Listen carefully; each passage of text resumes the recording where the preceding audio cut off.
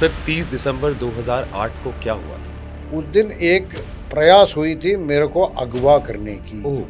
अगवा करके अजमल कसाब को बचा के ले जाना। ओह! दोनों सरकारों की अगर हम बात करें, क्या आपको लगता है डिफरेंस है नेक्स्ट स्लाइड्स को हैंडल करने में? मोदी जी के आने के बाद एक दिन तो कोई मदर डेयरी का बूथ नहीं है कि भाई टोकन डाला और दूध गिर गया।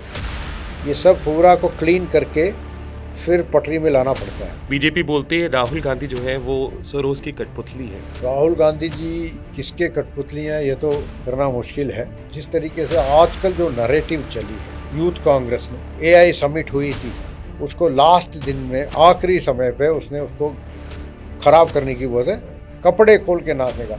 ये बहुत ही खंडनीय है।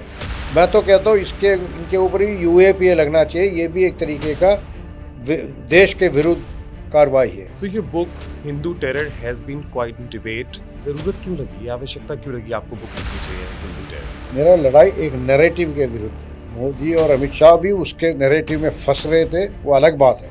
2013 में अरेस्ट करने का पूरा प्रयास था, सब कुछ था as per the version of जो आईजी एसआईटी जिन्होंने मेरे को बताया था। तो आपको डर नहीं है, कोई भय नहीं है पब्लिक से? अरे अपने ही लोग हैं पब्लिक। मैं तो सभी सिटीजन्स को, एवरी नागरिक को अपना ही मानता हूँ। आपको जब पद्मश्री का कॉल आया तो आपको कैसा लगा? 25 तारीख को कॉल आया तो उन्होंने कहा पापा ऐसे पद्मश्री बोल रहे हैं। मैंने कहा कि तुम ठीक ठाक तो हो?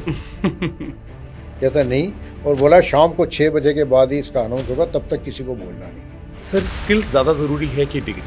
स्किल्स जरूरी है।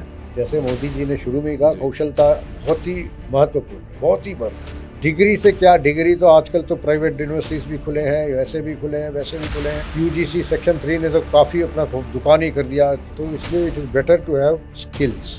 सर यूथ को एक ऐसी हैबिट बताएंगे जो लाइफ चेंज कर दे, एक ऐसी हैबिट जो हमारे यूथ को अपनानी चाहिए आज? सिंपल हैबिट है, संध्या बोलते हैं, इस्लाम में मकरीब बोलते हैं। सुबह शाम अगर समय मिले, बार में मत जाओ, पब में मत जाओ, संध्या करो, उसके बाद कुछ भी करो। जी। मुसलमान लड़कियों को भी मकरीब में जाके अपने पिताजी के साथ बैठ के नमाज।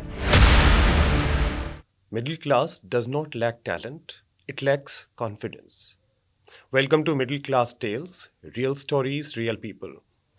Today we are honored to welcome Padma Shri RVS Mani sir. It is something about a man who rose from ordinary beginnings to national anthem.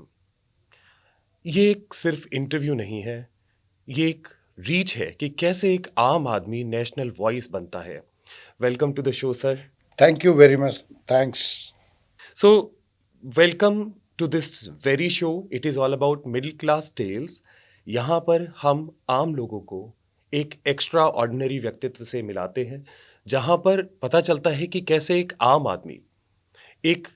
आम आदमी जो निकल के आया है वो ऊपर पहुँचा है और बहुत आगे बढ़ा है.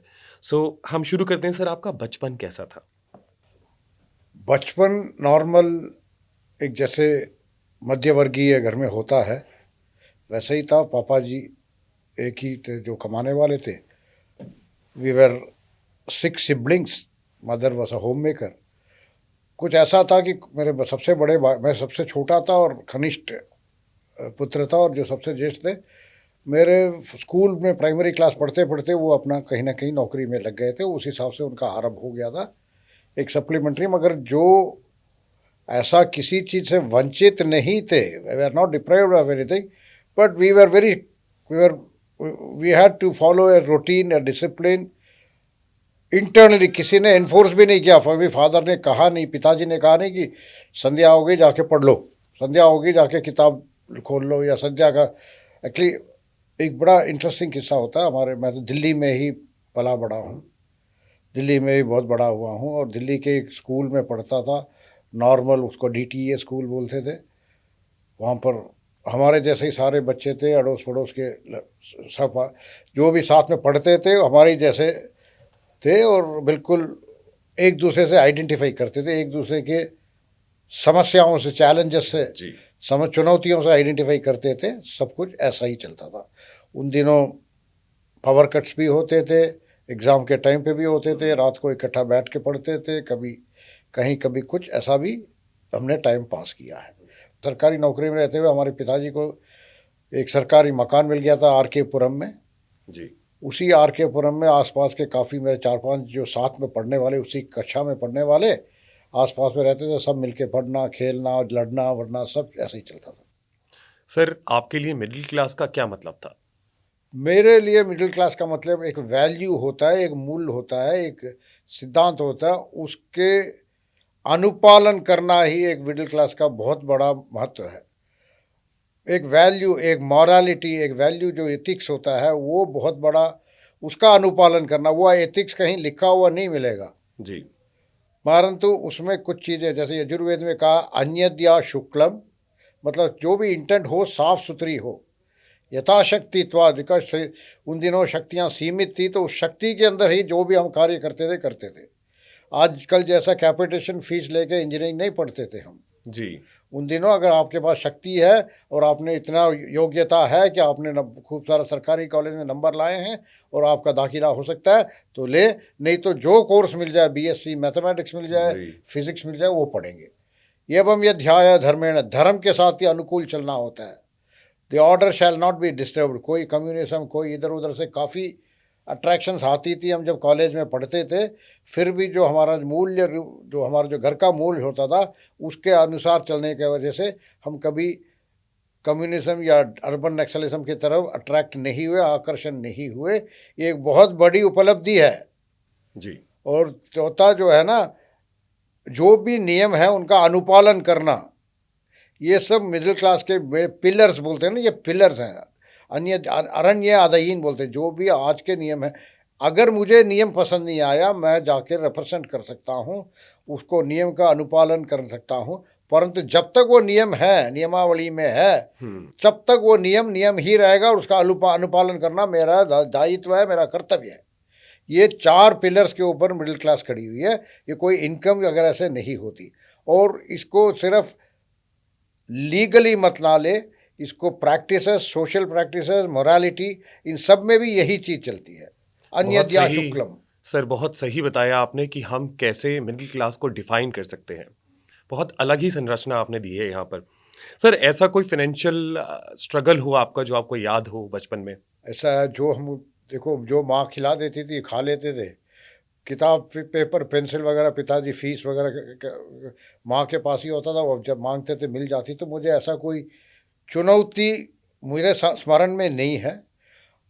हाँ, अगर सिनेमा देखने के लिए अगर मना हो जाता था, उसका कारणवश क्या था, वो फाइनेंशियल स्ट्रगल था या सिद्धांतिक था, इसके बारे में मुझे उन दिनों हमारे में इतनी, क्योंकि हम इंस्टीट्यूशन को बहुत रेस्पेक्ट करते थे, माता पिता को बहुत सम्मान देते थे, तो हमारी ऐसी नियति नहीं थी कि हम माता पिता से पूछ सकते थे कि किस कारणवश आप सिनेमा देखने या क्रिकेट के मैच खेलने के लिए 60 रुपये मांगा था दिल्ली यूनिवर्सिटी के टीम का सिलेक्शन में जाने के लिए, ट्रायल्स के लिए 60 रुपये मात्र। तो कहा कि कोई ज़रूरत नहीं है। तो मैंने कभी पूछा नहीं कि वो मेरा क्रिकेट खेलना उनको पसंद नहीं है या वो उनके पास व्यवस्था थी आर्थिक, इसके बारे में मैंने कभी पूछा नहीं। इसलिए मैंने कभी इसका जवाब ढूंढने की कोई प्रयास किया नहीं है। सर, हम सब ने अपने फेलियर्स देखे होते हैं। आज आप एक मुकाम पे पहुंच गए हैं। ये बताइए, आपको कोई फेलियर याद है आपके बचपन में या जीवन में? कोई ऐसा फेलियर रहा हो, पहला फेलियर आपका? कई, देखो, फेलियर तो आसपास चलते रहते थे। मैं जब कॉम्पिटिटिव एग्ज़ाम्स वगैरह देता था, इसका इंटरव्यू भी दिया 2 बार, नहीं हुआ, ठीक है। बाकी अलाइड साइड्स में आके जैसे आगे पहुंच गया, असिस्टेंट ग्रेड पास वगैरह पास करके, फिर उसके बाद ज़्यादा फेलियर मेरे को हुआ नहीं था, क्योंकि बहुत ही यंग एज में ही मैं उस हिसाब से चलने लगा था। जी। तो इसलिए वो फेलियर का ज़्यादा इतना फ़र्क तो पड़ा था कि आईएएस होता तो शायद प्रीमियर स्केल से सेक्रेटरी लेवल पे रिटायर होता, डायरेक्टर लेवल पे होता, that is the difference. But इसके अलावा ऐसा कोई पर्टिकुलर फेलियर नहीं है। पढ़ते थे, कॉलेज जाते थे, क्रिकेट खेला, बास्केटबॉल खेला, खूब खेला, परंतु जैसे बोला था कि यूनिवर्सिटी ट्रायल्स वगैरह के लिए घर वालों ने प्रोत्साहन नहीं किया, किस कारणवश मुझे नहीं पता। तो बाकी जो खेलते थे अच्छा बढ़िया रखते थे। बेसिकली हमारे टाइम पे ना कोई टीवी होती थी, मगर टीवी में वो कृषि दर्शन और समाचार ही ज़्यादा होता था। सप्ताह में 2 बार, 1 बार सिनेमा आती थी, 1 बार चित्रार आता था। इसके अलावा कोई ऐसा मनोरंजन होता था। 1980 के बाद ही क्रिकेट वगैरह भी जो है ना स्पोर्ट्स, उसके बाद ही उसका सीधा प्रसारण शुरू हुआ, उससे पहले वो भी कम होता था। तो इसलिए कोई ऐसा वंचित होना, जो अगर मैं वंचित हुआ तो मेरे साथ के सभी युवक तत्कालीन वंचित हुए हैं। जी। जब तक कोई बड़े बाप का बेटा था वो जाके सिनेमा या क्रिकेट का, जैसे डीसीएम फुटबॉल मैच होती थी, हम स्पोर्ट्स में रुचि रखते थे, तो डीसीएम फुटबॉल मैच होती थी ये जो अंबेडकर स्टेडियम में दिल्ली में, फिरोज शाह कोटला के साथ ही, अब पता नहीं उसका क्या नाम देते हैं। उसमें 3 रुपया मात्र, 2 रुपया मात्र टिकट होती थी। ये दशहरा के टाइम पे वो जाके कभी कभी एक आध मैच कोई देख लिया, मोहन बैगन देख लिया, ईस्ट बंगाल देख लिया, मोहम्मदन देख लिया, जेसीटी वो देख लिया, रॉजर्स क्लब हो गया, ऐसे ऐसे कुछ क्लब्स होते थे फेवरेट। कभी कभी मौका लगा तो 2 रुपया का, देखो यातायात का तो उन दिनों आपको ये स्मरण होगा, 12.5 रुपये के पास ऑल रूट पास होती थी, सारे स्टूडेंट्स के पास लगभग वही होते थे जी। तो बड़े घर का बेटा भी वो रखता था, तो इसलिए उस वक्त। और दूसरा बहुत ही इम्पोर्टेंट फैक्ट कहता हूँ कि आजकल कॉलेजों में भी, स्कूलों में भी बच्चे यातायात वाहन से करते हैं। जी। हमारे यहाँ पर सभी बस में ही आते थे, यू स्पेशल हो गया, फलाना हो गया, डिकना हो, जो भी होता था, या इक्का दुक्का कोई पास पास रहता तो वो साइकिल से आता था।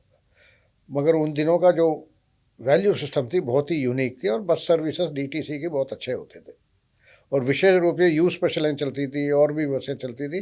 तो हमें इस चीज़ का कभी खामियान कभी महसूस नहीं हुआ, कभी हमें अनुभव ही नहीं हुआ। जी सर, आप डायरेक्टर पोजीशन से रिटायर हुए हैं मिनिस्ट्री में, क्या आपको कभी ऐसा लगा कि गिव अप कर देना चाहिए? जैसे आपने अपने स्ट्रगल्स बताए, आपको कभी किसी पॉइंट पर ऐसा लगा कि मुझे गिव अप कर देना चाहिए? देखिए, कुछ बहुत ही महत्वपूर्ण बात है। मेरा आदर्शशीला इस सारी चीज़ों में मेरे जनक मेरे पिताजी रहे हैं। वो भी सरकारी सर्विस में ही थे, वो भी होम मिनिस्ट्री में फॉरेनर्स डिवीजन वगैरह में रह चुके हैं, अंडर सेक्रेटरी वगैरह रह चुके हैं, तो आदर्शशिला। और वो कभी भी गिरने नहीं देते थे।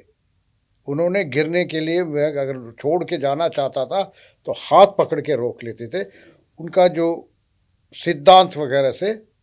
और वो न केवल सरकारी सर्विस में थे, वो अपने आप में एक बहुत ही विद्वान थे, वेद वगैरह संहिता वगैरह में बहुत अच्छा पाठक थे, और काफ़ी महत्वपूर्ण थे। दिल्ली में कई देवालय में उनका काफ़ी नाम था। 2015 में उनका निधन हुआ। तो उन्होंने कभी भी, उन्होंने कंधा दे के मुझे खड़ा करने के लिए, to make me not to quit, to make me not to quit. चुनौतियाँ तो बहुत आई हैं हर बार। देखो, चुनौतियाँ के साथ साथ कुछ अच्छे अनुभव भी रहे हैं। मैं कोलंबो प्लान के स्कॉलरशिप में गया था 1993-94 में। 1 साल में MBA किया ह्यूमन रिसोर्स डेवलपमेंट में। बाकी और भी कई अच्छी चीज़ें आई हैं। लोकसभा में डेपुटेशन में था 5 साल। वो सब चीज़ भी अच्छी प्लेजेंट मेमोरीज भी हैं। तो ऐसे मेमोरीज में जब होते थे तो हमारे जनक महाराज, हमारी जननी माता, वो अपने आप में वो बहुत एक प्यार का, प्रेम का वो एक प्रतीक थी। अपने, मेरे को दुश्मन में भी घर में कोई आता था, उनको भी प्रेम से ही डील करती थी। तो इस तरीके का एक वैल्यू सिस्टम था जो मिडिल क्लास के लिए बड़ा यूनिक है। जी। मिडिल क्लास में जो हमें इस चीज़ का अनुभव होता नहीं है जब हम चल रहे होते हैं, मगर माता पिता का जो कंट्रीब्यूशन, योगदान होता है, वो बहुत ही महत्वपूर्ण होता है। वो बहुत ही अमूल्य होता है।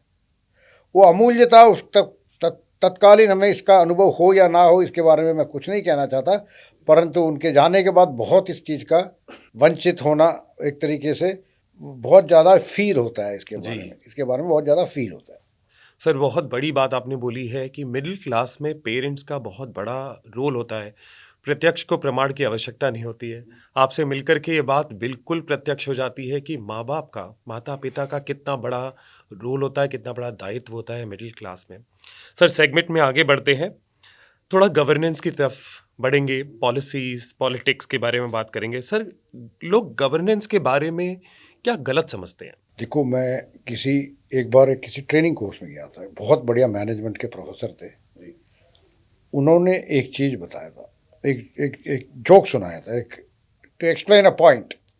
उन्होंने एक नरेशन दिया था, एक्सप्लेन अ पॉइंट। कहता है, लोग काफ़ी भीड़ थी, किसी बस में एक आदमी चढ़ गया था, उसके पैर में लोग बाहर चढ़े हुए थे, तो वो चिल्लाने लगा, यार मेरा पैर छोड़ दो, ये सरकार ही नहीं है। तो लोगों के दिमाग में सरकार के मतलब उनके दिमाग में एक तरीके का एक बहुत ही गलत इमेजिनेशन है, कल्पना परिकल्पना है जी कि हर चीज सरकार करेगी।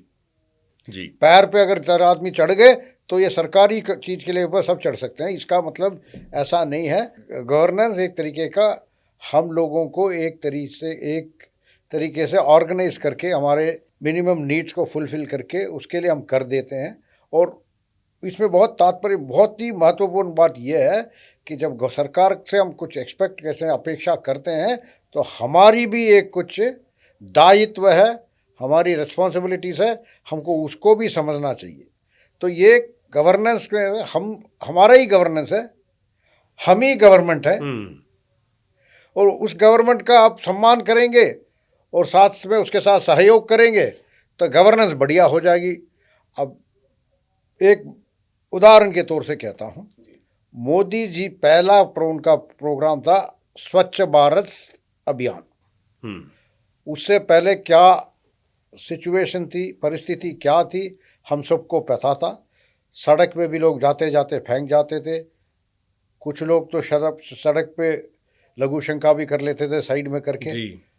उसमें न केवल दिल्ली महानगरों में, छोटे छोटे कस्बों में और गांवों में भी इस चीज़ का सुधार आया है। बिल्कुल आया सर, और इसका सुधार बहुत अच्छे तरीके से आया। मतलब उनको जो पब्लिक को अवगत कराया गया है, प्रधानमंत्री जैसे भगवत गीता में कहा, यद्यद्याचरति श्रेष्ठता तद्यदेव जनोत्तर है। जैसे जैसे बड़े जो श्रेष्ठ होते हैं, लीडरशिप होता है, जैसे वो करेंगे वैसे ही बाकी लोग फॉलो करेंगे। इसी तरीके से उन्होंने स्वच्छ भारत अभियान शुरू किया, इसका देखिए परिणाम कितने नीचे तक आ गया। उड़ीसा के रघुपुर गांव में भी, कटक डिस्ट्रिक्ट में, या नागपटना में भी, या इधर आपके असम में, हर जगह पे इस चीज़ का एक तरीके से संज्ञान हुआ है कि हमें ऐसे उटपटांग फेंकना नहीं चाहिए। शौचालय का भी प्रयोग का उन्होंने आदत दिया। तो इस तरीके से जो हमारे लीडरशिप है, उन्होंने बहुत ही अच्छे तरीके से कई प्रोग्राम, खाली देखो ऐसा है, पुराने ज़माने में आप 2014 से पहले चले जाए, मनरेगा फनरेगा सारी योजनाएं चली जी, परंतु किसी ने ये पता किया कि लड़का युवक बेरोजगार क्यों है, वो किसी ने नहीं पता किया। फैक्ट्रियां खुल रही है मगर लोगों को रोजगार नहीं मिल रही। इन्होंने क्या किया, उन्होंने पता किया, उसका जो डायग्नोसिस किया कि भाई उनको एम्प्लॉयबल स्किल्स है नहीं। तो उन्होंने ये क्या किया, कुशल भारत, कौशल भारत, वो जो कौशलता चाहिए जो एक फैक्ट्री में चाहिए, वो कौशल के लिए स्किल डेवलपमेंट स्कीम एक बहुत बड़े तरीके से, और it's a very very successful scheme in the ministry of textiles. I have implemented it, I have direct finance there, I have implement. तो बहुत ही सक्सेसफुल स्कीम था। और उसके वजह से एक तो लोग कौशलता तो प्राप्त किया, क्या रोजगार भी उनको मिल रहा है, और कुछ स्वरोजगार में भी किया जी। उस स्वरोजगार को मदद करने के लिए उन्होंने मुद्रा लगा दिया कि मैं कर्नाटक में बैठा हुआ हूँ, मेरे पास जो स्किल है, कौशलता है, वो सारी उड़ीसा में है, तो वहाँ जाके मैं नौकरी नहीं कर सकता, तो मैं क्या करूँगा, अपनी स्किल्स के आधार पे मुद्रा का लोन उठा के अपने घर पे ही स्वरोजगार करूँगा, उससे मेरा चलता रहेगा, जीवन शैली अपनी चलती रहेगी। इस तरीके से कई इनोवेट, ये गवर्नेंस है जी। गुड गवर्नेंस की जब बात करते हैं, ये नहीं कि हमने फलाने डील कर लिया, फलाना कर दिया। गुड गवर्नेंस में ये सब बहुत बड़े बिंदु हैं। हम लोग FTA 50 सब के बारे में सारे मीडिया में चर्चा होती है, इसके बारे में चर्चा होनी जरूरी है।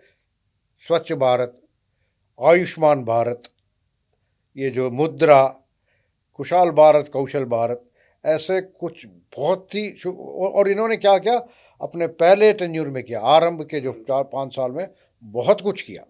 और ये एक बहुत महत्वपूर्ण उपलब्धि है ये मोदी जी की। जैसे मैंने बोला था यद्यदा सर, तो उन्होंने एक तो लीडिंग बाय एग्जाम्पल किया, और दूसरा लोगों को जो चाहिए है उसको आइडेंटिफाई करके उनको आगे बढ़ाए। ये दो चीज़ गवर्नेंस का बहुत बड़ा इम्पॉर्टेंट हैंडल हैं, बहुत बड़े बिंदु हैं। सर 30 दिसंबर 2008 को क्या हुआ था?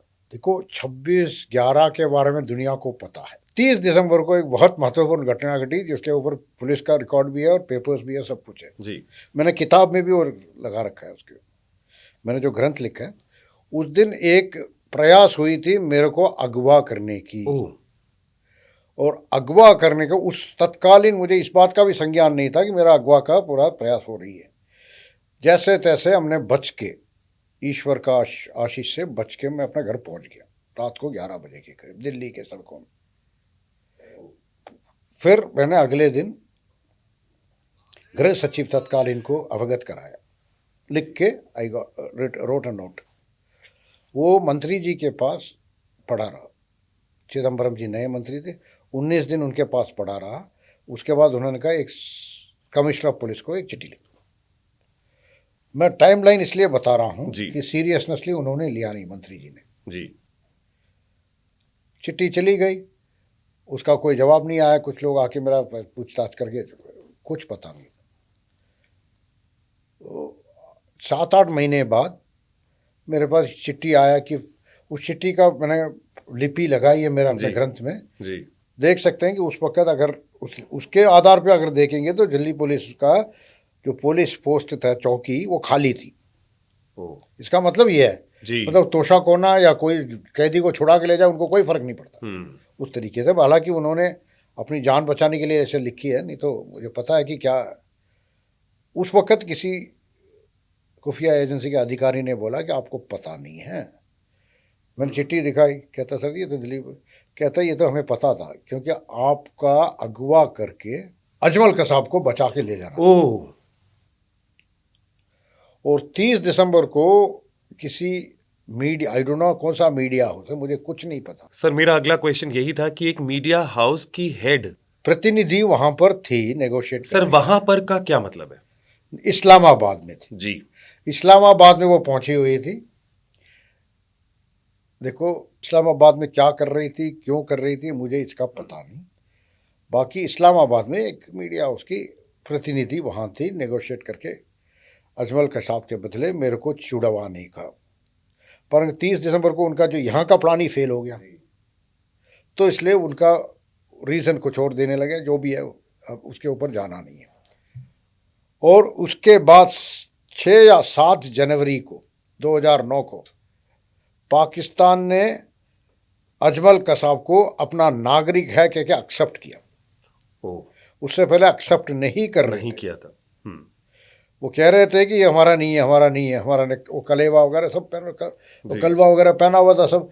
तो ये पूरा कार्यक्रम था इसको भी हिंदू टेरर डिक्लेयर करने का। अगर अजमल कसाब को बचा के ले जाके, हमें तो सबसे पहले तो नमन करना चाहिए। मैं तो उसको देश रत्न बोलता हूँ, तुकाराम बोले जी। बुलेट्स की गोली खेली है उसने। अमोर मुझे तो रिपोर्ट पता है ना जी कि हमको बड़ा हल्का लगता है, एक गोली लग जाए जान निकल जाती है। 50 गोली शरीर पे ले लिया मगर कसाब को जाने नहीं ली। कितने गोली मुझे गिनती नहीं है जी। तो उस आदमी को तो सदैव नमन होना चाहिए। उसके वो बचा गया, उसमें सिर्फ कसाब को नहीं पकड़ा, उसने काफ़ी लोगों के, हिंदुओं के भी, नहीं तो तत्कालीन सरकार इसको भी हिंदू टेरर बनाने का पूरा उनका प्रोग्राम था, उनका प्लान था, योजना था। उस आदमी ने सारे हिंदुओं को साथ दिया है, हिंदू टेरर बनने नहीं दिया उसको जी। उसके बाद जो कसाब का ट्रायल हुआ, सब कुछ हुआ, वो सब सबके साथ रिकॉर्ड में है। तो ये उसके बावजूद उसने बचा लिया। वो उनको अच्छा नहीं लगा, तत्कालीन जो भी थे, इधर के थे या पाकिस्तान के थे, जो भी थे, उनको अच्छा नहीं लगा, तो उन्होंने अब ये कर लिया। सो इसका मतलब ये है सर, 30 दिसंबर 2008 को आपको किडनैप करने के बाद कसाब के साथ नेगोशिएट करना था। हाँ। ये बहुत बड़ी बात है सर। और इसमें एक मीडिया कंपनी की हेड वहाँ पर इन्वॉल्व थी, इस्लामाबाद में बैठी हुई थी। वो पता नहीं कौन थी, वो प्रतिनिधि बोल दो, हेड थी या प्रतिनिधि। बिल्कुल ठीक है सर। सर एक और क्वेश्चन है मेरा, लेफ्ट इकोसिस्टम, डीप स्टेट और आईएसआई, भारत को इनमें से सबसे ज़्यादा खतरा किससे है?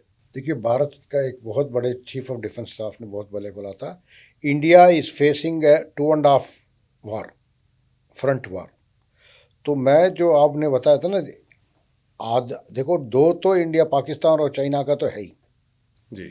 उसके अलावा ये तीनों का आधा आधा पॉइंट भी देखो, 3.5 फ्रंट वार हो जाता है। लेफ्ट इकोसिस्टम, अर्बन नक्सल्स और बाकी जो हैं।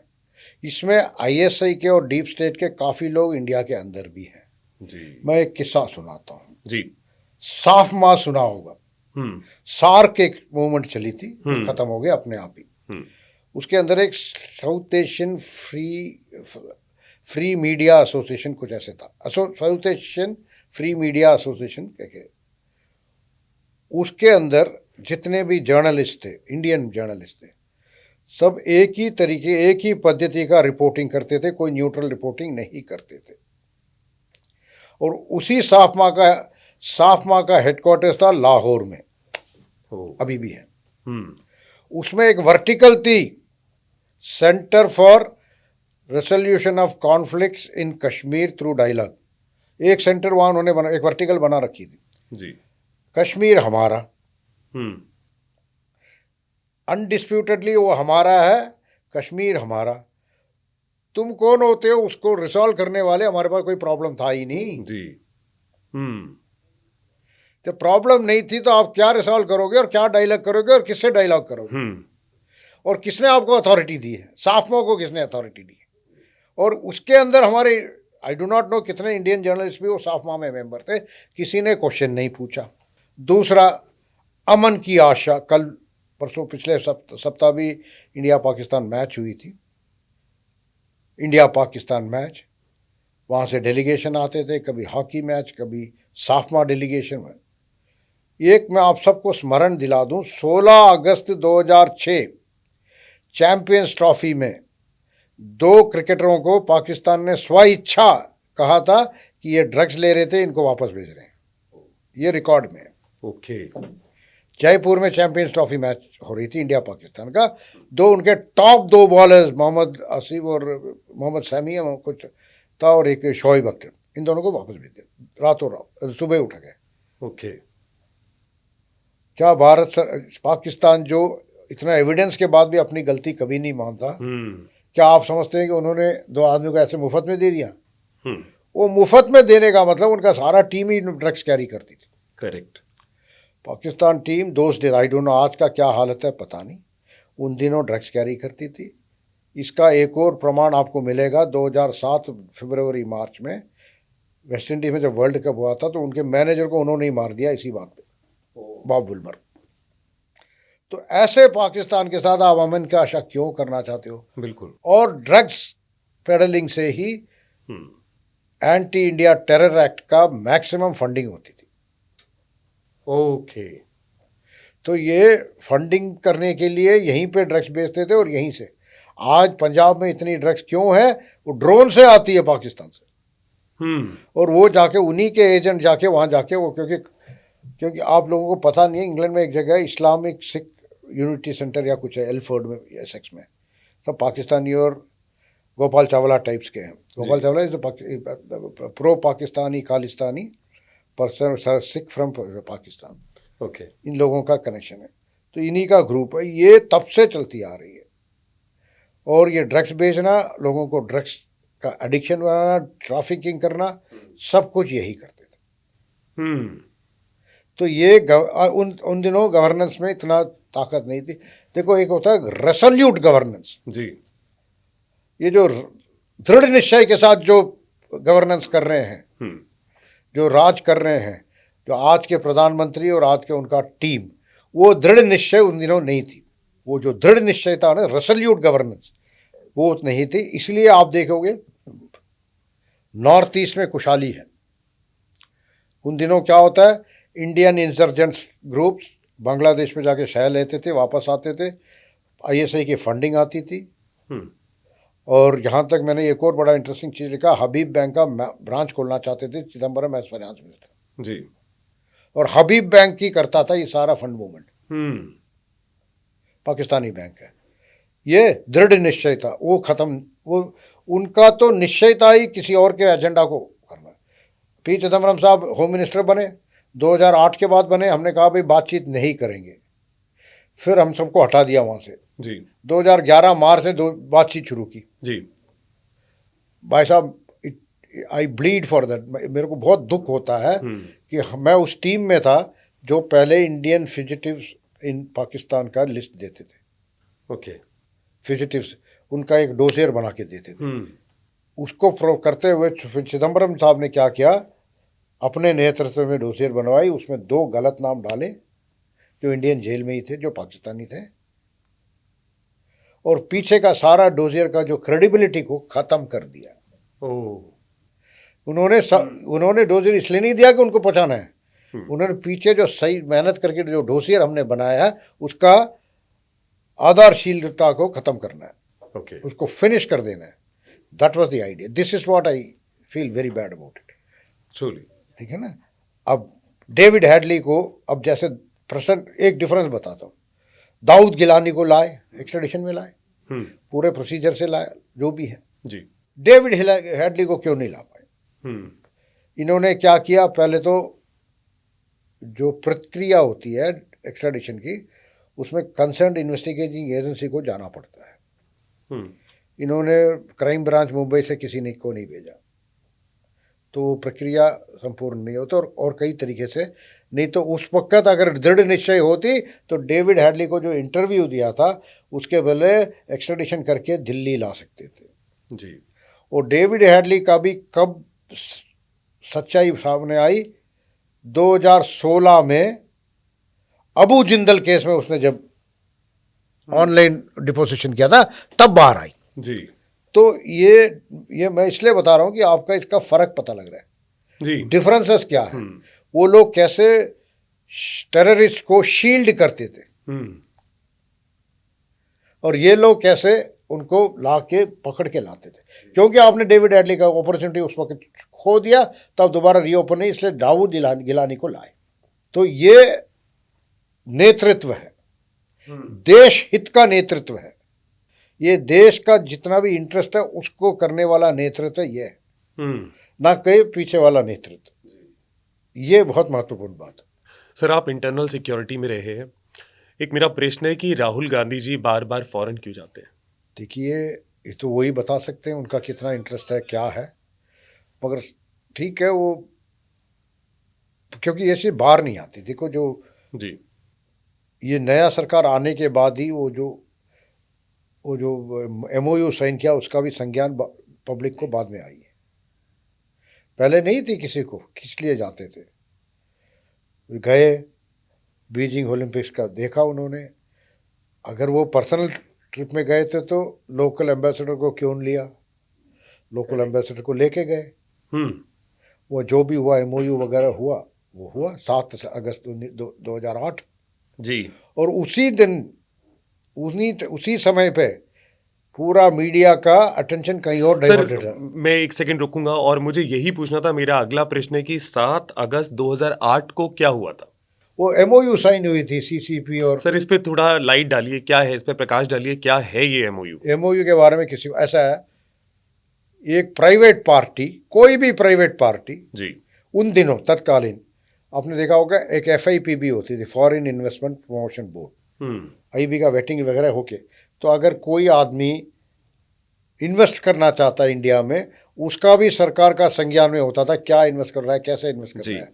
और उसके अलावा जो मीडिया, जैसे ब्लैकबेरी केस था जिसमें बहुत फेमस हुआ था, लड्डू वड्डू का क्या था, ब्लैकबेरी केस था, या आपको और भी जो एयरपोर्ट में इन्वेस्ट कर रहा है, हर चीज़ का एक सिक्योरिटी क्लियरेंस और एक गवर्नमेंट क्लियरेंस दोनों होती थी। कोई भी फॉरेन पार्टी हो, वो भले ही मैत्री देश का भी फॉरेन पार्टी हो और बहुत ही मित्रता रखता हो भारत सरकार के साथ, तब भी उनका वेटिंग होती थी जी। यहाँ पर क्या हुआ, एक पॉलिटिकल पार्टी भारत की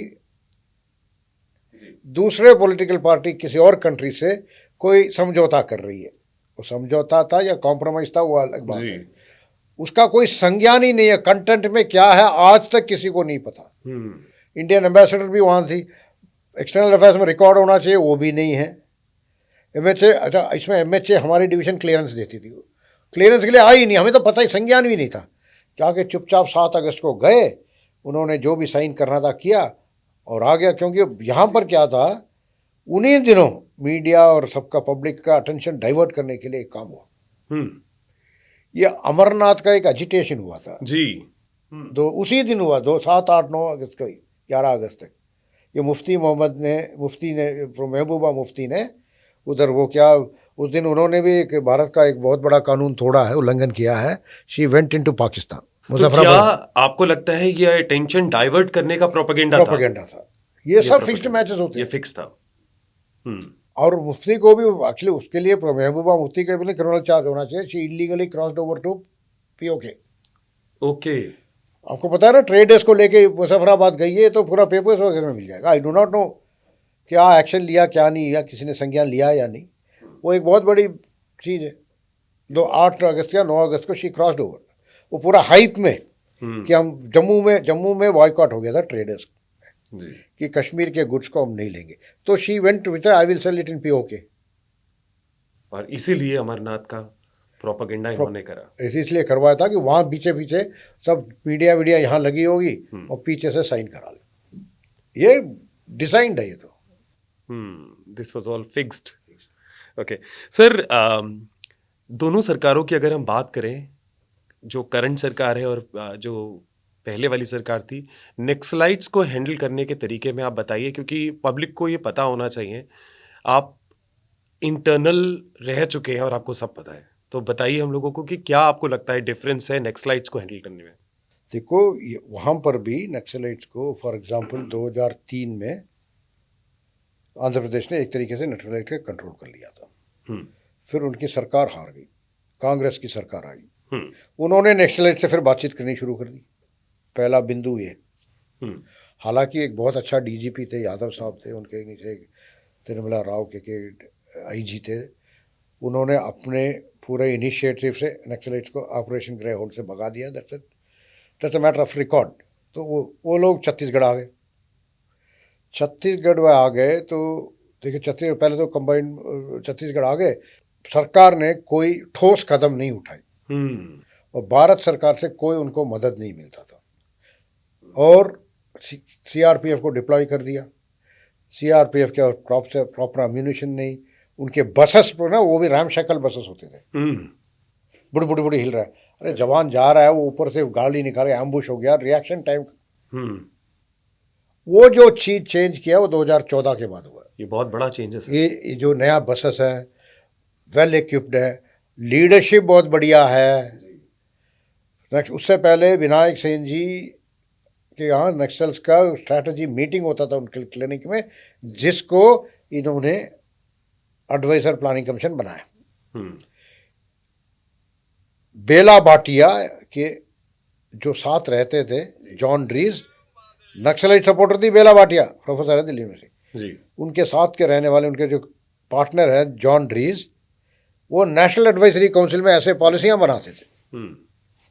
चाइनीज एमओयू की बात कर रहे हो आपने, मैं बड़े आम तौर पे स्तर पे बताता हूँ, जो पब्लिक को पता है, पब्लिक को अनुभव है जी। 2004 से आपका कैंडल से लेके, पटाखा से लेके, गुलाल से लेके, हर चीज चाइनीज आती थी या नहीं? जी। सड़क पे जो हम मिलते हैं ना, कि जो कपड़े टांगने का क्लिप होता है, ये भी चाइनीज होता है। ऑल पिन जो सेफ्टी पिन रखते हैं वो भी चाहिए। तो मतलब इंडियन माइक्रो जो सेक्टर है ना, जो सूक्ष्म उद्योग, ये सब कहाँ कॉटेज में बनती है, छोटे छोटे ऐसे मोड़ करके घर घर में बनती थी। ये सब क्लॉथ क्लिप हो गया, छोटे छोटे गुलाल हो गया, माचिस हो गया, इन सबको मार्केट से बाहर कर दिया और सड़क पे बिकते थे सारे चाइनीज माल बिकते थे जी। एनआईसी की देन है। तो गवर्नेंस वहाँ से बिगड़ी है, जिसको अब जाके 10 साल लगे सुधार, 6 साल लगे, क्योंकि एक बार बिगड़ जाए ना, उसको फिर पटरी में लाने के लिए जी बहुत समय लगता है, बहुत इन्वेस्ट करनी पड़ती है। खैर अभी और भी अच्छा हो गया कि सेमीकंडक्टर वगैरह से हम उनको पीछे छोड़ के आगे जाएंगे। एआई समिट में भी बहुत अच्छा हुआ है, तो वो सब अलग बात है। बट जो जितना समय व्यर्थ हुआ है ना जी, मोदी जी के आने के बाद एक दिन तो कोई मदर डेयरी का भूत नहीं है कि भाई टोकन डाला और दूध गिर गया। ये सब पूरा को क्लीन करके फिर पटरी में लाना पड़ता है। सो आप बोल रहे हैं कि सिस्टम क्लीन करने में भी बहुत टाइम लग जाता है, बहुत टाइम लग जाता है। सर एक क्वेश्चन है कि विपक्ष सरकार एक विकल्प की सरकार है। बीजेपी बोलती है राहुल गांधी जो है वो सोरोस की कठपुतली है। कौन?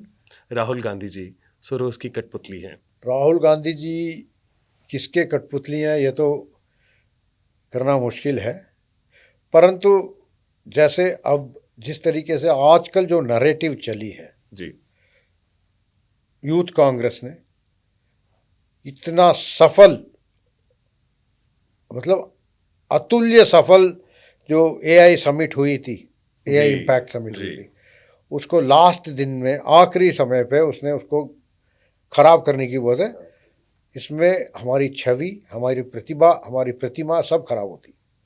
पूरा उन्होंने अपने तरफ से 100% प्रयास किया कपड़े खोल के नाचने का। ये बहुत ही खंडनीय है। मैं तो कहता हूँ इसके इनके ऊपर ही यूएपीए लगना चाहिए। ये भी एक तरीके का देश के विरुद्ध कार्रवाई है। तो ये ऐसे नैरेटिव चलते रहे। अपोजिशन ने, अब जैसे एक इंटरेस्टिंग किस्सा सुनाता हूँ। जी एप्स्टीन फाइल की बात हो रही है। जी पूरी साहब थे, पूरी साहब को मैं पर्सनली एक बार मिला हूँ जब ये इंडियन एम्बेसडर टू यूएन बनने जा रहे थे। बहुत ही परिवार से भी बहुत ही यशस्वी देशभक्त परिवार है। मैं I will file an affidavit anywhere on this. उनकी धर्मपत्नी भी डिप्लोमेट थी, जिसके बारे में कोई झूठ बोलने के कारणवश कोई टीएमसी के एमपी के ऊपर कोई बहुत बड़ा कॉम्पनसेशन देना पड़ रहा है। अभी तक दिया नहीं, वो सेटल हुआ पता नहीं, वो सेटलमेंट क्लियर हो रहा है। उनके यंगर ब्रदर मनदीप पुरी भी बैंकॉक में, एक बार में हम लोग गए थे तो वो बैंकॉक में थे, उस वक्त मेरी भेंट हुई है। बाकी पूरी हिसाब से एक बार साउथ ब्लॉक में हुई थी, जब वो जाके आए थे, जब वो 2009-10 में किसी और इम्पोर्टेंट चीज़ के ऊपर मटेरियल वगैरह मांग रहे थे। तो उन्होंने वैसा ऐसा ambassador to Indian United Nation, और पीछे भी उनके जो पूरे कार्यकाल में बहुत ही राष्ट्रहित के कई काम किए हैं, कई उपलब्धियां हैं। उन्होंने उस दिन अपना इंटरव्यू में भी कहा था कि हाँ, उन्होंने डिनाई नहीं किया। एप्स्टीन को मैं मिला था इंटरनेशनल पीस इंस्टीट्यूट के ऑफिशियल के रोल में, और ये बात हुई थी, इससे ज़्यादा कुछ उन्होंने कोई डिनाई नहीं किया। वही बात बता रहे हो आप, कोई मीडिया के लोग कहते हैं नहीं Epstein is a paedophile. Paedophile की तुम बात कर रहे हो भाई, तुम तो यूनिफॉर्म सिविल कोड क्यों नहीं लाते भाई? वो लोग को पूछो, यूनिफॉर्म सिविल कोड ला दो। Uniform civil code is the best secure against paedophilia in India. 14 साल की बच्चों को शादी करने के लिए तुम पर, वो पेडोफिलिया नहीं है। कोई आता इधर उसी इंडिया टुडे के किसी जर्नलिस्ट ने पेडोफिलिया के ऊपर उनके ऊपर कसा था, तो मैं उन्हीं से पूछना चाहता हूँ। इंडिया टुडे की एक रिपोर्ट है, 30 साल पुरानी होगी, grand mother's in their 30s, उन्होंने एक रिपोर्ट किया हुआ है। उनको मैं स्मरण दिलाऊं, अपने आर्काइव में जाएं, अपने संग्रहालय में जा रहे, उसको ढूंढ निकाल के पढ़ें कि केरला में कैसे 30-30 साल की ग्रैंड मदर है, उसमें पेडोफिलिया नहीं आती। हैदराबाद में आते हैं लोग बाग, गल्फ से आते हैं, 80 साल का बुढ़ा आके किसी समुदाय में 14 साल के बच्चे को विवाह कर देता है, वो पेडोफिलिया नहीं है। तो वो रियल पेडोफिलिया तो वो है यूनियन। ये तो किसी, उनको पता भी नहीं था, संज्ञान भी नहीं था पेडोफिल, ही वॉज अ पेडोफाइल का जो फैक्ट है वो आज बाहर आई है जी। It has come out today. और जब वो मिले थे उनको संज्ञान नहीं था। परंतु क्या भारत सरकार, कांग्रेस के सारे मिनिस्टर में से ऐसा कोई भी नहीं है जिन्होंने पेडोफाइल नहीं हो? तो सारे मिनिस्टर नहीं, सारे आदमी जो है, उन्होंने क्या क्या नहीं किया, सब कुछ है। गुवाहाटी में लड़की तक छेड़ी है। और ऐसे लोग, ऐसे अपोजिशन, ऐसे विपक्ष, ऐसे उनको सपोर्ट करते, उनके नैरेटिव आगे ले जाते हुए ऐसा जो मीडिया व्यवस्था है, उनसे यही क्वेश्चन पूछना है, अरे यार, हरदीप सिंह पुरी देवता आदमी है, इस राष्ट्रभक्त, ये देशभक्त है। इस देशभक्त को यार तुम ऐसे कर रहे हो यार। उसने तो ऐसा डिप्लोमेट, पता नहीं क्या क्या उपलब्धि किया, क्या क्या तुमको दिया है, पहले उसको नाप के बताओ कि उसके सामने वो भी उसको उन्होंने एक्सेप्ट किया कि मैं मिला था, इस कंटेक्स्ट में मिला था, कोई पेडोफिलिया मुझे पता नहीं था, पेडोफिलिया था ही नहीं, उसको कोई रिपोर्ट ही नहीं थी। अब मैं एक ऐसे भारत सरकार के अधिकारी थे, वो अधिकारी वेजिटेरियन थे, इस्लामाबाद जाना पड़ा। इस्लामाबाद में खाने के लिए बहुत दिक्कत होती है वेजिटेरियन को, दाल भी मांगो तो अंडा तोड़ के डालते हैं साहब भाई साहब। तो उन दिनों एक लेडी ऑफिसर पोस्टेड थी, वो घर से खाना बना के लाती थी, वेजिटेरियन प्योर। ऐसा अरेंजमेंट एम्बेसी वाले हमारे जो दूतावास में जितने भी स्टाफ हैं बहुत कोऑपरेट करते हैं, इसमें कोई दोहरा ही नहीं है। किसी का कोई स्पेशल नीड्स हो तो देख, तो आउट ऑफ कंपैशन उनके लिए लाते थे डेली का 2-3 दिन के लिए। बाद में पता चला कि वो लेडी ऑफिसर जो थी वो एस्पियोनेज में फंस गई। ओह, तो तुम क्या इस ऑफिसर को भी एस्पियोनेज में लाओगे? बड़ा बेसिक क्वेश्चन है। तो ये कोई इररिलेवेंट बात कर रही हो, वो बेचारा मिला था ठीक है, खत्म, बात खत्म। तो ऐसे करते हुए कल कोई कौन सा वीरप्पन से मिला था कोई पुलिस ऑफिसर, क्या उसको भी उसी में डालोगे, स्मगलिंग में डालोगे? ऐसा नहीं होता। ऑफिशियल कैपेसिटी में कई चीज़ें करना होता है, इसलिए मिलना होता है। वो ख़त्म हो गया, उनसे तो कोई रिलेशनशिप तोड़ना है और उसके लिए तुम पूरी साहब के पीछे लगे हुए हो। सबसे बड़ा राष्ट्र भक्त आदमी है। तो ये सब चीज़ पब्लिक के बाहर आनी चाहिए, पब्लिक को समझाना चाहिए कि भाई क्या कर रहे हैं हम लोग, सच अ ब्रिलियंट ऑफिसर, एंड उसके पीछे लगे हुए, सारी नैरेटिव लगी हुई है। किस लिए? इज डिलीवरिंग, इसलिए। तो ये सब चीज़ों को खंडन करना चाहिए। पूरी साहब के साथ में मैं उनसे जितना पूरी साहब अपने साथ है उससे ज़्यादा मैं उनके साथ हूँ। ये मैं, और आई टॉक ओनली फैक्ट्स, मैं इधर उधर की बात नहीं करता। ठीक है, वो पीस इंस्टीट्यूट में किसी भी कारण वो उन पर मिले थे, ख़त्म बात। और उन्होंने एक्सेप्ट किया, पब्लिकली एक्सेप्ट किया, इन इंटरव्यू मीडिया को ब्रीफ किया। तो you should take that man as a bravest. बाकी लोग इधर उधर, क्या बाकी लोग इतने ओपनली कह सकते हैं? और जब पेडोफिलिया की बात कर रहे हो तो यूनिफॉर्म सिविल कोड क्यों नहीं लाते? तो वो भी तो पेडोफिलिया के अगेंस्ट, उसमें तो तुम शोर मचाओगे। 12 साल 14 साल की लड़कियों की शादी होने दो। तो ये दोनों डायरेक्टली कनेक्टेड है। That's what I wanted to say. So your book Hindu Terror has been quite in debate. So ये आपको ये ज़रूरत क्यों लगी, ये आवश्यकता क्यों लगी आपको बुक लिखनी चाहिए हिंदू टेरर? मुझे before I wrote the book of myth of Hindu terror, लोग बाग कहते थे यार इशरत जहान के लिए ये लड़ा था केस में, मोदी के लिए लड़ा था। मेरा लड़ाई मोदी या अमित शाह के लिए नहीं था, मेरा लड़ाई एक नैरेटिव के विरुद्ध था। मोदी और अमित शाह भी उसके नैरेटिव में फंस रहे थे, वो अलग बात है। उनको भी 2013 में अरेस्ट करने का पूरा प्रयास था, सब कुछ था, as per the version of जो IG SIT जिन्होंने मेरे को बताया था। मैं नहीं कह रहा, सतीश वर्मा IG थे SIT के, उन्होंने मेरे को कहा था कि मुझे 2 लोगों को अंदर करना है, सफ़ेद दाढ़ी और काली दाढ़ी। अब देख लेना क्या उसका मतलब, वो एक चैप्टर है। परंतु उसके अलावा भी कई चैप्टर, जैसे समझौता ब्लास्ट है। आरिफ कसमानी कराची का एक ऑर्गेनाइज क्राइम सिंडिकेट का हेड है, उसको ISI ने सुपारी दी कि ये कर दो। उन्होंने कर दी। ओके। करने के बाद भारत सरकार कहते नहीं हिंदुओं का भाई।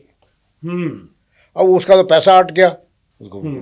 ISI ने कहा भाई तुमने कहा कि हिंदू, भारत सरकार खुद ही कह रही है हिंदुओं ने किया।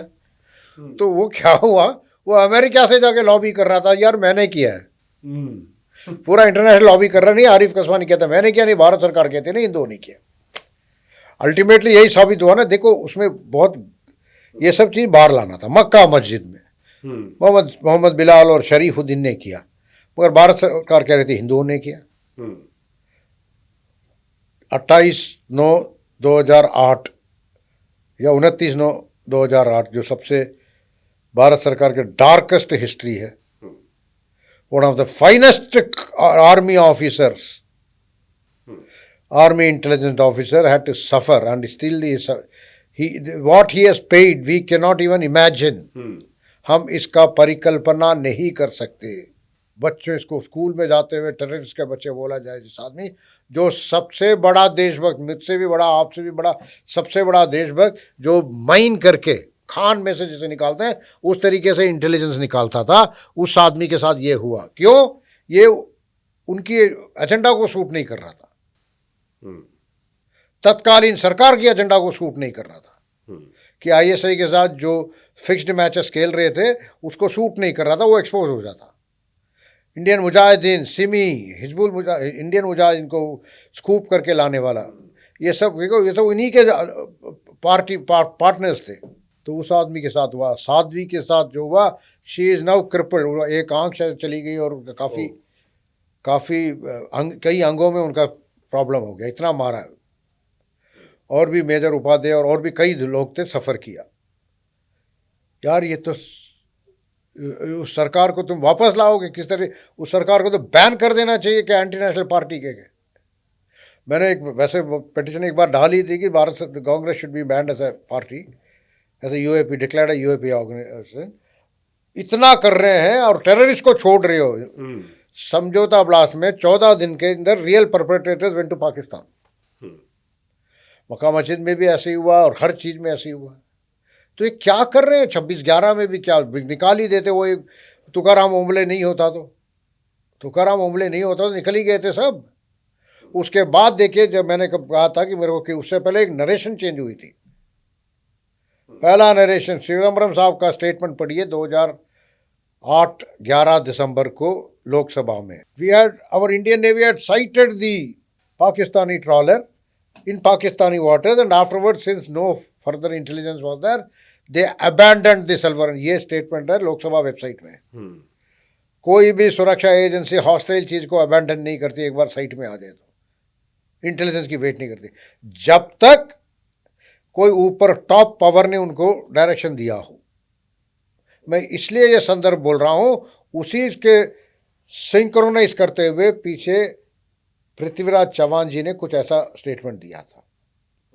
और क्योंकि ये टॉप लेवल ऑफिस से ही आ सकता, तो पीएमओ से आगे, डिफेंस मिनिस्ट्री से आगे। और उन दिनों वो एमओएस पीएमओ थे। मैं कुछ वैसे आरोप नहीं लगा रहा, मैं ये कहता हूं कि बिंदुओं को जोड़ो। उनको पता होगा, कुछ किया होगा, तो मुझे नहीं पता इसका संज्ञान। वो कल्पेबल में कोई आरोप नहीं लगा रहा। वो बहुत ही अच्छे आदमी थे, अच्छे एमओएस पीएमओ थे, सीएम भी रहे। इसी तरीके से एक 19 दिसंबर 2008 ऐसा अतुल्य हुआ, आज तक पहले हुआ नहीं, अनप्रेसिडेंटेड, अद्भुत। क्या? एक कैबिनेट मिनिस्टर सरकार से क्वेश्चन पूछ रहा है। AR अंतुले ने एक स्टेटमेंट ऐसा दिया जिससे आश्वासन बना। क्या आश्वासन? वो कहता है ये सारी चीज को करकरे को मारने की थी। करकरे के जो भी पुलिस ऑफिसर था उसके डेथ पे जांच होनी चाहिए, 26/11 पे नहीं। ये राज्यसभा के रिकॉर्ड में है, मेरा किताब में भी लगा रखा है, हिंदी में है, 19 दिसंबर 2008 को। तो ऐसे कई तरीके हुए। उसके बाद जाके इन्होंने किडनैपिंग का बनाया, उसके बाद वो भी नहीं हुआ था अल्टीमेटली। नहीं तो सारे पूरा प्रयास ये था कि ये उसके ऊपर पूरी जांच ठीक तरीके से, निष्पक्ष जांच ना हो। कुछ ऐसे ऐसे करके किसी 4 हिंदुओं को अंदर कर देते। अब क्या हुआ अल्टीमेटली, वो तो ईश्वर का ही चलता है, तो उस हिसाब से हो गया। परंतु ये सत्य है। मैं 2 आपको प्रमाण बता दिया, ये दोनों को पढ़िए, आपको कई चीज़ें समझ में आएगी उसके अंदर से। विशेष तौर से अंतुले जी के स्टेटमेंट है जो, जिससे बड़ा अतुल्य बात यह है कि आश्वासन बना। अरे भाई, कैबिनेट का मिनिस्टर खुद ही आश्वासन बना रहा है, दूसरे मिनिस्टर से आश्वासन ले रहा है in the house of the parliament. ये तो डेमोक्रेसी इंस्टीट्यूशन को भी तौहीन करने वाली बात है। ये देख लो हालत इनकी। तो ये डीप स्टेट का जो आप बता रहे थे ना, ये किसी political party, deep state, ISI, नक्सल, अर्बन नक्सल, इन सब का ये खिचड़ी मिली भगत है।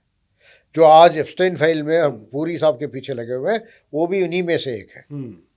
और मैंने साफ कर दिया, इससे ज़्यादा स्पष्ट कोई नहीं होता। अगर तुम पेडोफाइल के विरुद्ध क्यों हो, तो यूनिफॉर्म सिविल कोड के विरुद्ध क्यों हो, सिंपल बात। तो ऐसे ऐसे करते हैं। This is the combination of, एक बहुत बड़ा स्ट्रांग एकदम, आई फेल्ट इट। कुछ हो जाता था इमीडिएटली वहाँ से ह्यूमन राइट्स वाले आ जाते थे। वो नवलखा जी थे या कौन थे या भारत, वो ह्यूमन राइट्स वाले शोर मचाने शुरू कर दे, चिट्ठियाँ आनी शुरू कर दी थी। एक फिल्म वाले का बेटे का नाम है, तो फिल्म वालों आके शर्मा में चिट्ठियाँ लाने लग गए, वो करने लग गए, ये करने, उसके ऊपर कई रूमर्स भी आई थी। इसलिए मैं कहता हूँ कि अच्छा, कितने लोग कांग्रेस के स्वच्छ छवि रखते हैं, जो पेडोफाइल्स नहीं है, जो इधर उधर के चीज़ नहीं है। एक तो अभी पीछे डीएनए टेस्ट भी उत्तराखंड हाई कोर्ट ने करवा के वो भी प्रूव हुआ। तो कांग्रेस में ऐसे काफ़ी, एक नहीं, एक एनवायरनमेंट मिनिस्टर भी के ऊपर भी 1980s में रिपोर्ट था कि वो भी ऐसे ही करते थे, जो विजिटर वगैरह आती थी। तो ऐसे कई लोग हैं। तो कांग्रेस का तो जो कार्यशैली में जितने भी लोग हैं वो ऐसे ही हैं। और आज तो अंग्रेजी में कहता है kettle calling the pot black, उस तरीके से वो ला रहे हैं ये वन। सर, ये बुक पब्लिश होने के बाद में आपको कोई रेजिस्टेंस या बैकलैश फेस करना पड़ा? शुरू में कुछ थ्रेट्स आते थे, फतवे वगैरह आते थे, अब तो वो भी नहीं आ रहे। किसकी तरफ से आते थे? मैं वॉकिंग करते करते कोई बीच में आके शोर मचा के चले जाए, कुछ ऐसे चले जाए, पार्क में वॉकिंग करते, ऐसे ऐसे काफ़ी है। सर, इसी से कनेक्ट करता हूँ कि आपको किडनैप करने की कोशिश भी करी गई थी और बहुत बड़े मकसद के लिए, आज आपने बताया। तो क्या ऐसा हुआ, आपको कभी डर लगा बाहर जाने में? देखो, मैं कुछ चीज़ बड़ा शुरू में बता दिया था शीर्षक में ही। पिताजी का आदर्शिला, आशीर्वाद बोलो, आदर्शिला बोलो, जो भी है, और सलाह भी बहुत अच्छी तरीके से देते थे। अच्छा, वो फिर वो भगवत गीता का पाठ भी पढ़वाते थे, इसीलिए मैं भगवत गीता से भी कोट करता हूँ। और अपने आप में एक आत्मविश्वास इससे बन जाता है। तो ऐसे तरीके से भय कभी अनुभव नहीं हुआ। लगता था, एंग्जाइटी जरूर होती थी, मेरे वाइफ को एंग्जाइटी होती थी। रात को 9 बजे के बाद वो, देखो होम मिनिस्ट्री में तो रात को 10-11 बजे तक भी हम बैठना पड़ता था, 9 बजे के बाद फ़ोन आना शुरू हो जाता, वो अलग बात है। परंतु जो आप बोले थे ना, अंदर से भय कभी ऐसा अनुभव नहीं हुआ। मैं झूठ नहीं बोलूँगा, अगर होता तो अवश्य एक्सेप्ट कर लेता हूँ। जी सर, आप इतनी बड़ी पोजीशन से रिटायर हुए हैं, आपको पद्मश्री भी मिल गया है। मैं अपने दर्शकों को बताना चाहूँगा कि आप स्टूडियो तक मेट्रो से आए हैं। हम नोएडा में स्थित है इस समय, और आप दिल्ली से मेट्रो में आए हैं। इसके दो कारण मुझे ऐसे लग रहे हैं, मैं आपसे भी पूछूंगा इस चीज़ का, कि पहली बात तो आप बहुत ग्राउंडेड है, मेट्रो से ट्रैवल कर रहे हैं, और दूसरी बात आपको डर नहीं है, कोई भय नहीं है पब्लिक से। अरे अपने ही लोग हैं पब्लिक। मैं तो सभी सिटीजन्स को, एवरी नागरिक को अपना ही मानता हूँ। और किसी को मदद चाहिए, मैं सोसाइटी में भी, जिस अपार्टमेंट सोसाइटी में रहता है, मेरी वाइफ जो है काफ़ी बच्चों को ये जो छोटे छोटे पोजीशंस में भर्ती होने के लिए, ITBP, ICIS वगैरह में भर्ती निकलती है, तो वो बैठ के फार्म भरवाती है। हम एग्ज़ामिनेशन फ़ीस भी दे देते हैं। जब वो सिलेक्शन हो जाएगा ना, बोलते हैं कि तब सारी फीस इकट्ठा मुझे वापस दे देना। ऐसे तो मेरे साथ, मेरे उस इकोसिस्टम में है ना, द्वारका के इकोसिस्टम में काफ़ी अच्छे बच्चे अच्छे हैं। उनके बच्चों को, सब्जी वाले के बच्चों को, काफ़ी लोगों को हमने कोई मदद नहीं किया, उनको टेम्परेली एक असिस्टेंस दिया कि भाई तुम, क्योंकि देखो 4-5 एग्ज़ाम देने पड़ जाए तो किसी के ऊपर भी काफ़ी भार आ जाता है। तो मेरे वाइफ अभी भी करती रहती है, तब भी करती थी, मेड्स के और ऐसे काफ़ी लोगों के। तो इसलिए उस तरीके से अच्छा काम करोगे तो। और दूसरा, मैं किसी टेम्पल से भी जुड़ा हुआ हूँ, वहाँ पर भी आना जाना रहता है, काफ़ी वहाँ से भी है, तो इसलिए कोई दिक्कत नहीं। सरोजनी नगर में विनायक टेम्पल है, उसके साथ भी मैं जुड़ा हुआ हूँ, तो मुझे कभी भय ऐसा महसूस नहीं हुआ। It's a noble cause sir, you are Padma Shri, और उसके बाद भी आप इतने ग्राउंडेड हैं। It's called giving back to society, समाज को वापस देना, ये आप कर रहे हैं इस समय, बहुत बड़ी बात है। सर, आपकी दूसरी बुक है सैफरन टेरर, सो ये आपने शीर्षक क्यों चुना है? मिथ ऑफ हिंदू टेरर एक ही है जी एक मिथ ऑफ हिंदू टेरर है, एक डिसेप्शन है, एक नॉवल टाइप में है जी। अभी एक लेटेस्ट किताब लिखी है, काफ़ी रिसर्च करके लिखी है, वो अनुभव से नहीं है, वो एक नॉवल टाइप है, दलाल्स के जी। ये मैं इसलिए लाना चाहता था कि देखो आजकल जो प्रेसिंग प्रॉब्लम है, प्रधानमंत्री ने कश्मीर सॉल्व कर लिया, नॉर्थ ईस्ट सॉल्व कर लिया, नक्सल सॉल्व कर लिया, टेररिज्म सॉल्व कर लिया, पंजाब मिलिटेंसी अभी भी इश्यू है, और अभी भी ड्रोन से ड्रग्स ड्रॉप होती हैं। तो पंजाब मिलिटेंसी का एक फॉर्मेशन स्टेज का एक आई ओपनर है, कैसे एक पर्टिकुलर पार्टी ने शिमला समझौता किया, उसके बाद पंजाब के अंदर मिलिटेंसी और माइग्रेशन, उग्रवाद आतंकवाद और पलायन दोनों की बीज बोई गई, जिसका आज परिणाम हम भुगत रहे हैं। मिलिटेंसी तो फर्स्ट जनरेशन का था, पलायन की वजह से क्या, उस मिलिटेंसी को सस्टेन करने के लिए बाहर से वही लोग पैसा कमा के यहाँ भेज रहे हैं। तो एक नॉवल फॉर्म में लिखा है मैंने, अवश्य सोचता हूँ कि आप लोगों को पढ़ेंगे तो उनको समझ में आएगा, पर्सपेक्टिव पता चलेगा कि कैसे और क्या वजह था, किसी से क्या समझौता थी, शिमला समझौता थी या क्या थी, इसके ऊपर आपका पूरा ओवरसीट मिल जाएगा। सर, पद्मश्री की तरफ रुख करते हैं। आपको जब पद्मश्री का कॉल आया तो आपको कैसा लगा? देखो, एक्चुअली सच बताऊं तो मेरे डॉटर इल्ना ने कॉल रिसीव किया था। ओके। उसने जब बोला था तो मैंने कहा ऐसा मजा, मेरा पुत्र जो है चंडीगढ़ में है, वो प्राइवेट सेक्टर में है, ऑटो डिज़ाइनर है वो, तो उनके पास है, तो उन्हीं के पास गया हुआ था। 26 जनवरी की छुट्टी उठी है जी। तो 25 तारीख को कॉल आया, तो उन्होंने कहा पापा ऐसे पद्मश्री बोल रहे हैं। मैंने कहा भाई तुम ठीक ठाक तो हो? कहता नहीं, और बोला शाम को 6 बजे के बाद ही इसका अनाउंस होगा, तब तक किसी को बोलना नहीं। मैंने कहा ठीक है, भूल जाते हैं। और मुझे विश्वास भी नहीं हुआ जी। शाम को 6 सवा 6 बजे मैं वहीं पर सोई वॉकिंग करने के लिए निकल रहा था तो फ़ोन आया। मैं वाइफ ने देख लिया था, कंफर्म करके फ़ोन आ गया, प्रेस वेस से भी आने लग गया, तब जाके फिर हम कि तो आपने सबसे पहला कॉल किसको लगाया ये खुश समाचार देने के लिए? ये इतनी बड़ी बात, उपलब्धि आपको मिल रही थी। तो परिवार वाले तो साथ में ही थे सारे। कोई ऐसा व्यक्ति जिसको आपको लगा बताना कुछ चाहिए? लोग, जी। देखो व्यक्ति मैं उनको लगाया नहीं, बट मैं कुछ बताता रहता हूँ। जी। जो आंतरिक सुरक्षा में मेरे एक भीष्म पितामह हैं, LC गोयल उनका नाम है। जी। वो अभी ITPO के CMD रिटायर हुए थे। आज भी मैं उनको एक तरीके से गुरु ही मानता हूँ। और एक और अधिकारी थे पंकज कुमार मिश्रा, वो आजकल CBDT में है, मेंबर है। वो उनका भी बहुत बड़ा योगदान रहा है। मेरे ये दो आदमी को विशेष तौर से मैं बहुत ही आभारी हूँ इन दोनों के लिए। मेरे चैलेंजेस के समय मुझे समझाने में, गोयल साहब तो एक तरीके से हमारे गुरु हैं, पितामह हैं। उनके बारे में मैं किताब में भी बहुत ही जी। लिखा है।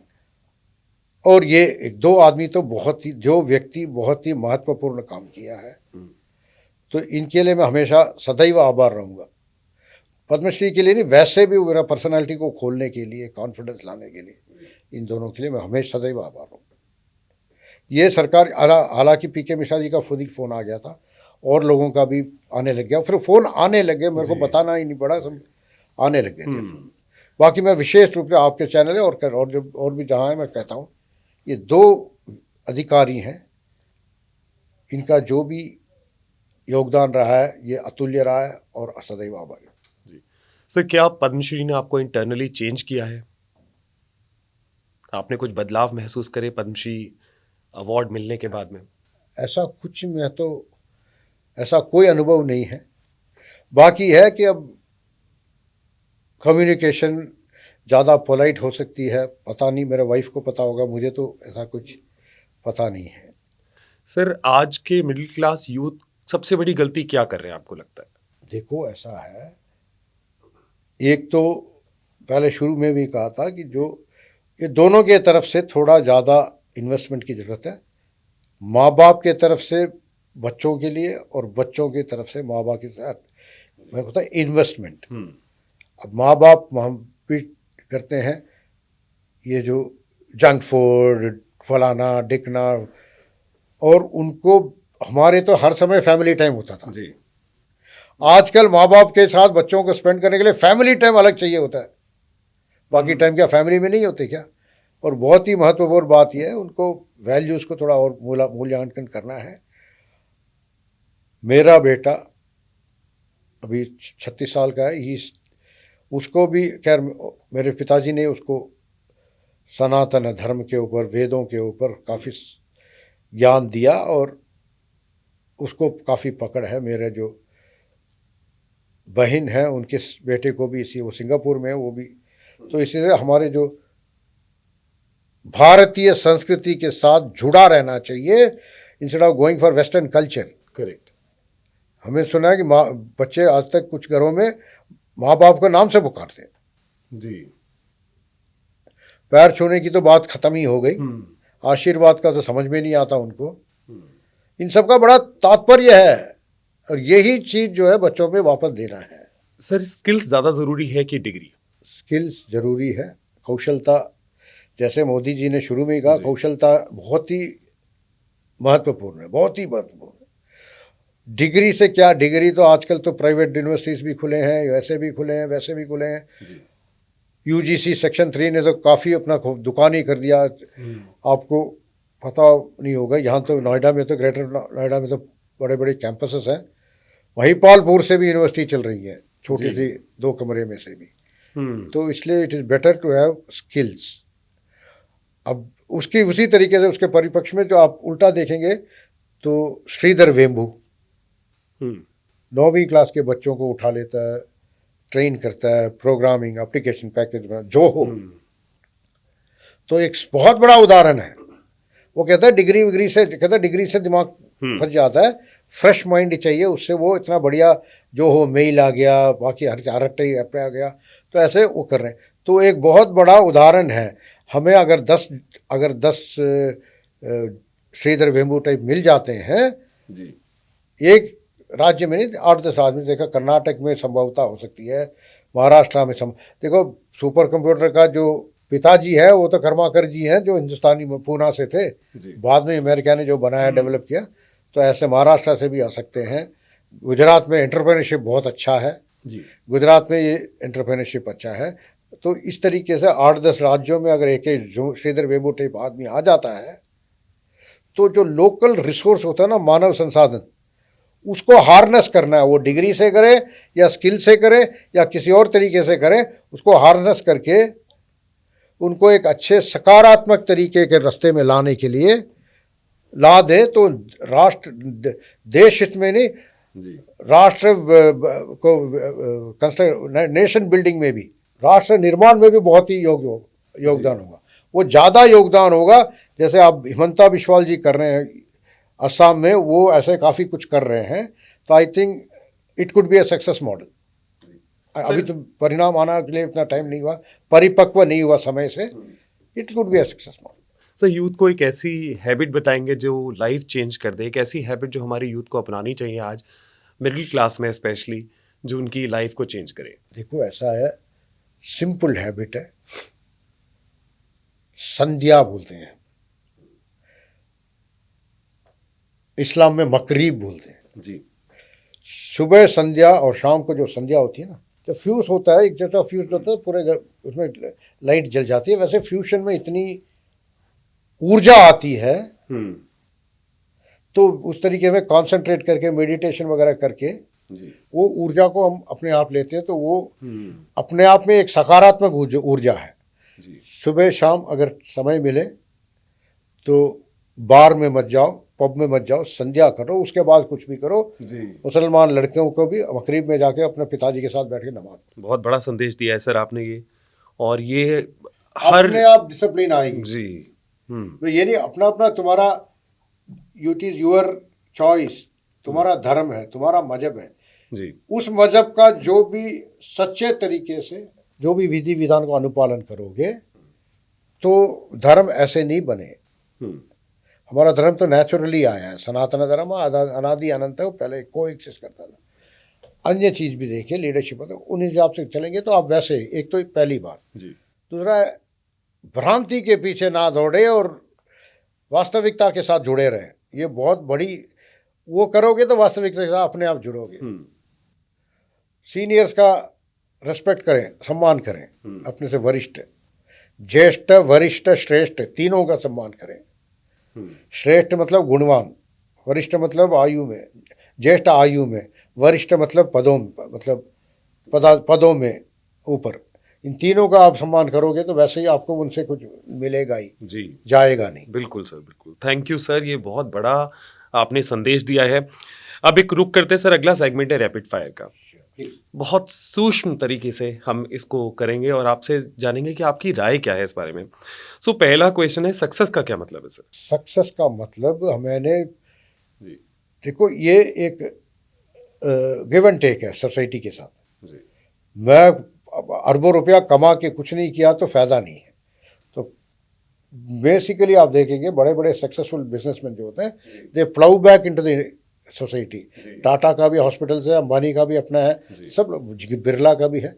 तो that is what it's a balance of generation and then ploughing back, giving back to society. Regenerative process इसी से आता है।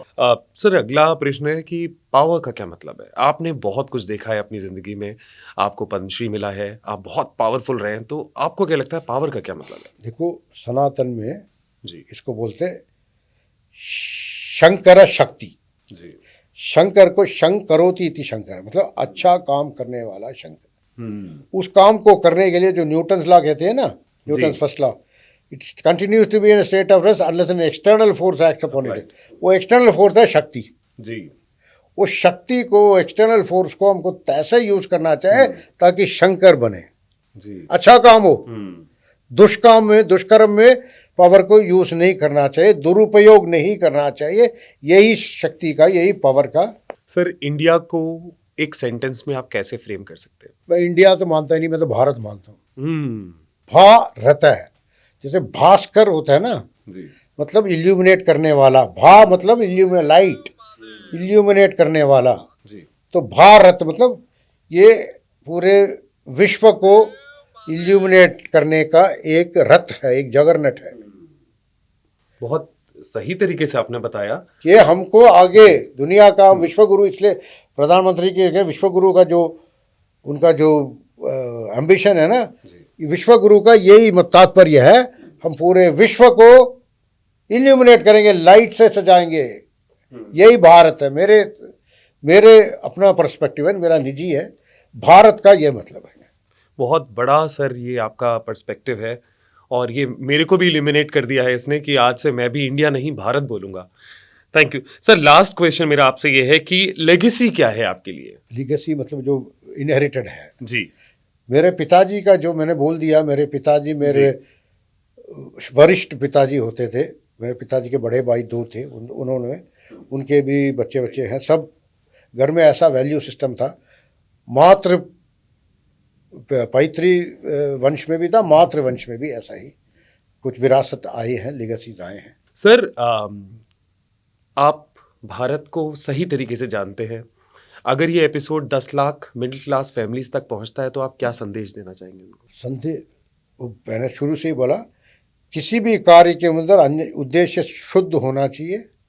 अपने शक्ति के सीमा के अंदर ही वो कार्य करें। जी ये नहीं कि मेरे पास 100 रुपया हो, कोई भी दुर्गा माता नहीं बात है कि मैं 100 रुपया रख के 10 लाख रुपया उधार लेके जागरण करवाऊँ। मेरे सिंपल तरीके से, या मैं सिर्फ 5 किलो भी उठा सकता हूँ, 25 किलो उठा के दिखाऊँ। शोशाबाजी वगैरह नहीं करना, सरल तरीके से। It is very difficult to do simple things. वो सिंपल थिंग्स करें हम, कभी कोई चुनौती नहीं आएगी। So with this thank you very much sir for giving your time. हम लोग आपसे बहुत ज़्यादा प्रभावित हुए हैं, हमें बहुत कुछ सीखने को मिला है। आपसे बात करके सब पता चला कि हमारे देश में क्या चल रहा है और हमें क्या करना चाहिए। Thank you very much. So we were with RVS Mani sir, who is Padma Shri. Thank you sir for your precious time. Thank you very much. मुझे भी अच्छा लगा, गौरवान्वित लगा मुझे इसमें। जी तो बहुत बहुत धन्यवाद। Thank you sir.